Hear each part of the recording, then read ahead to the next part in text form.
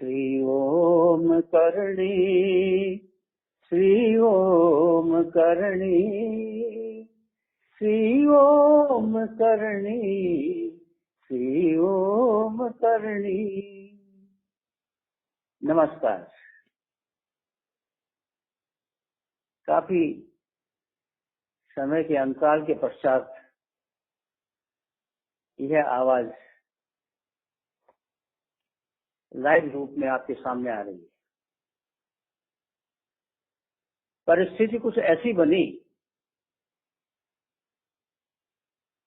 कि मैंने देखा कि इस समय भूत प्रेत जादू टोना इनका प्रभाव परिवारों पर बहुत बढ़ता जा रहा है।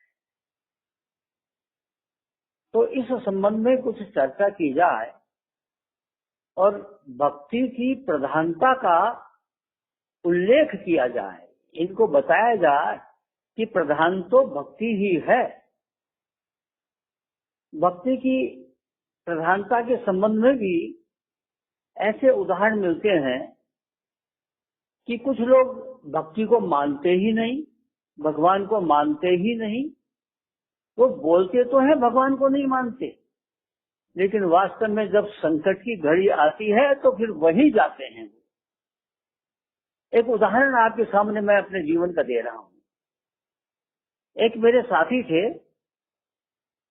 R.N. गोयल। अब तो वो भगवान के प्यारे हो गए। गवर्नमेंट कॉलेज सीकर से वाइस प्रिंसिपल की पोस्ट से रिटायर हुए। कॉमर्स फैकल्टी में थे। जयपुर आते थे जब कभी तो मेरे पास ठहरते थे और जैसा रूखा सूखा प्रसाद होता था उसका पान करते थे। तो मेरे संस्कारों का इस रूप में उन पर थोड़ा प्रभाव था और उस समय में भगवान शंकर मेरे इष्ट थे और ओम नमः शिवाय का जाप का ही उपदेश देता था और मैं खुद भी ओम नमः शिवाय का ही जप किया करता था। उन पर प्रभाव पड़ा नहीं, वो कभी मानते नहीं थे, लेकिन चूंकि मेरे साथ रहने से बीज पड़ चुका था तो वो तो अंकुरित होगा ही। भक्ति का बीज यदि पड़ गया तो समय पाकर पेड़ बनेगा ही। भक्ति नष्ट नहीं होती, भक्ति अविनाशी है। और जादू टोना ये सब नाशवान हैं, नष्ट हो जाते हैं। करने वाला भी नष्ट हो जाता है और ये भी नष्ट हो जाते हैं, लेकिन भक्ति कभी नष्ट नहीं होती। कुछ ऐसा हुआ कि उन पर एक मर्डर का झूठा केस गंगानगर कोर्ट में दायर हो गया। मुकदमा हार गए। आजीवन कारावास की सजा घोषित हो गई। जोधपुर हाई कोर्ट में केस चला। वकील खूब लड़ा, खूब आर्गुमेंट्स दिए, लेकिन अंत में वह भी फेल हो गया। और एक दिन तारीख के समय गोयल साहब को कहता है कि भाई अब तो आप अपने इष्ट को ही याद करो, वही बचा सकता है और कोई उपाय नहीं है। गोयल साहब ने तो कभी भगवान को माना ही नहीं था, इष्ट कहां से आएगा। अचानक याद आया, अरे वो खंडेलवाल कहा करता था कि ओम नमः शिवाय में बहुत ताकत है। देखिए आज देखते हैं कि इसमें कितनी ताकत है।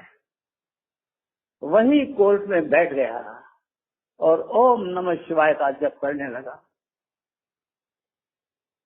भगवान तो आशुतोष हैं, बहुत जल्दी प्रसन्न हो जाते हैं और उसमें शंकर भगवान तो बहुत ही जल्दी प्रसन्न होते हैं। प्रसन्न हो गए और स्थिति ऐसी बनी कि जो उनका केस था, जिस नंबर पर था, वह नंबर आया ही नहीं और कोर्ट के उठने का टाइम हो गया, तो उस दिन तो बच गए वो। तो उनको लगा कि अरे आज तो आजीवन कारावास होने वाला था और इस ओम नमः शिवाय ने मेरे को बचा दिया। अब जो आदमी कभी भगवान का भक्त नहीं होता, भक्ति नहीं करता, उसको ऐसा चमत्कार होता है तो वो फिर लग जाता है उसमें, तो वो अगली तारीख तक के लिए लग गया इसमें। अब क्या हुआ कि जिस जज की कोर्ट में वह केस था उस जज का ट्रांसफर हो गया और दूसरा जज उस कोर्ट में आ गया।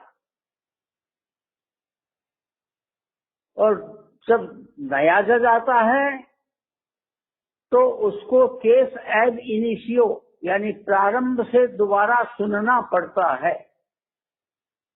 तो केस की सुनाई दोबारा हुई।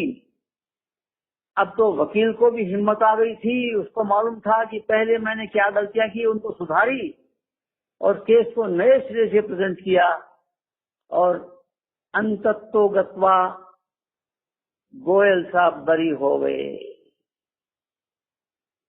यह है भक्ति की प्रधानता, इसको स्वीकार करना ही पड़ेगा।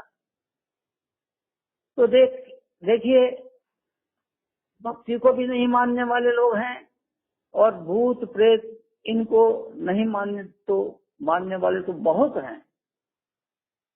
यह योनि है, ऐसा नहीं है कि ये नहीं है। आपके न मानने से ये योनि समाप्त नहीं हो जाती। जो 14 भुवन कहा गया है, 7 तो पाताल हैं पृथ्वी के नीचे, तल वितल सुतल तलातल आदि 7 पाताल हैं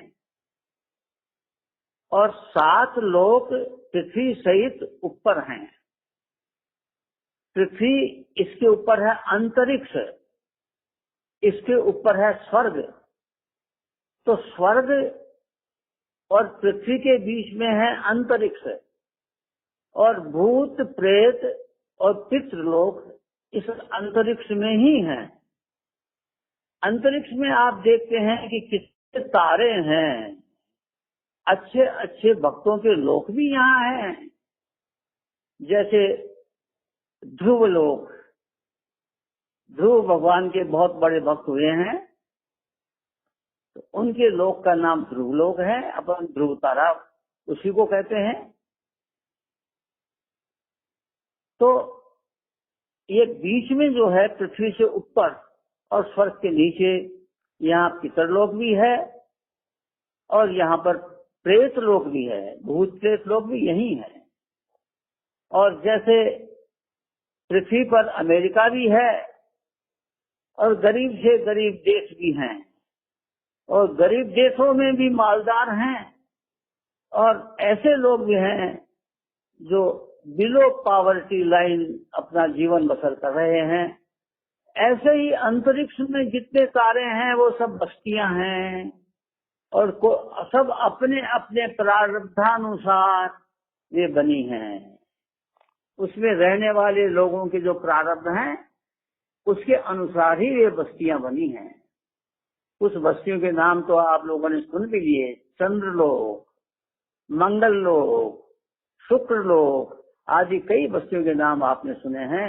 ऐसे ये सभी तारों की बस्तियां हैं, इसलिए इनका अस्तित्व है, इसको हम नकार नहीं सकते। देखिए पौराणिक युग में इनका अस्तित्व हमारे सामने बहुत बढ़िया उदाहरण के रूप में आता है। उस समय क्या था कि पृथ्वी लोक से स्वर्ग तक की यात्रा मानव कर लिया करते थे और स्वर्ग से भी पृथ्वी लोक तक लोग बाग आते जाते थे। तो अंतरिक्ष तो बीच में आता है, इसे आना जाना सहज था। तो आपने सुना भी होगा, पढ़ा भी होगा कि 5 पांडव थे,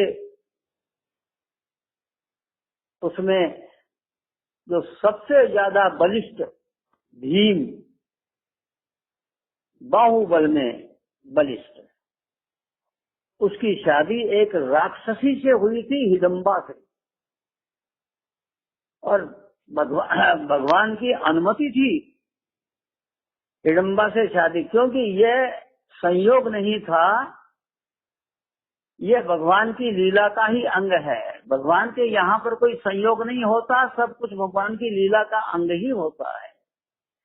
क्योंकि हिडम्बा से उनको घटोत्कच की उत्पत्ति करनी थी, जो महाभारत युद्ध में काम आने वाला था।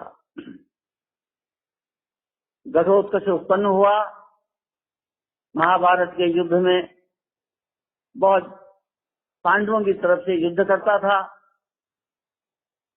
अब जब कर्ण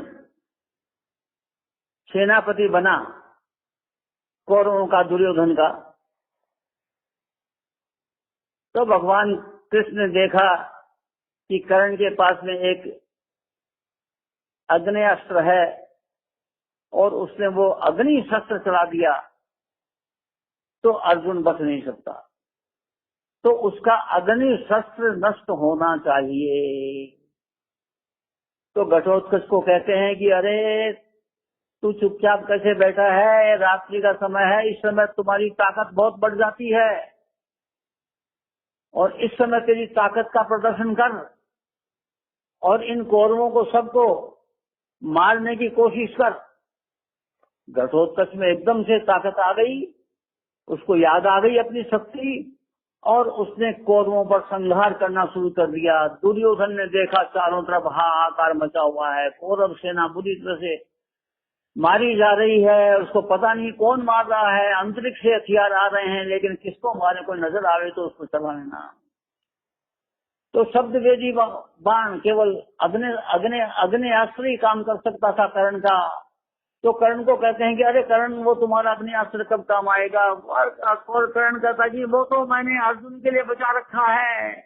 अरे बोले अर्जुन को तो तब मारेगा भाई जब हम रात को बच जाएंगे, इस प्रकार से नरसंहार से तो हम रात को बच ही नहीं सकते। चला, और कर्ण ने अपना अग्नेयास्त्र चला दिया, घटोत्कच मारा गया। भगवान कृष्ण खिलखिलाकर हंस पड़े। युधिष्ठिर चौंके कि प्रभु हमारा इतना बलिष्ठ बेटा मारा गया और आप हंस रहे हैं। बोले भाई आप तो इसलिए रो रहे हो कि आपका बलिष्ठ बेटा मारा गया, और मैं इसलिए हंस रहा हूं कि अर्जुन की जान बच गई। तो इस प्रकार देखिए कि उस समय भी भूत प्रेत प्राणी इस प्रकार से राक्षसी शक्तियां हुआ करती थी, और उस समय राक्षसी शक्तियों को संहार करने के लिए ही, चाहे रामावतार हो चाहे कृष्णावतार हो, ये सब अवतार होते रहे हैं। हमारे कलयुग में राक्षसी शक्तियों का संहार करने के लिए ही करणी माँ का अवतार हुआ। ये सब अवतार अपनी कुछ शक्तियां लेकर के प्रकट हुआ करते हैं, और पूर्ण अवतार तो केवल कृष्ण अवतार ही था। 16 कला मानते हैं पूर्ण अवतार की, बाकी दूसरा पूर्ण अवतार कोई था नहीं। इसलिए भक्ति की प्रधानता पर विश्वास कीजिए, और ये जादू टोना भूत प्रेत इनके अस्तित्व की स्थिति है, इस पर भी विश्वास कीजिए। आगे आपको इस संबंध में कुछ और जानकारियां दूंगा और उपाय भी बताऊंगा कि इनसे कैसे बचना चाहिए। आज बस इतना ही। नमस्कार।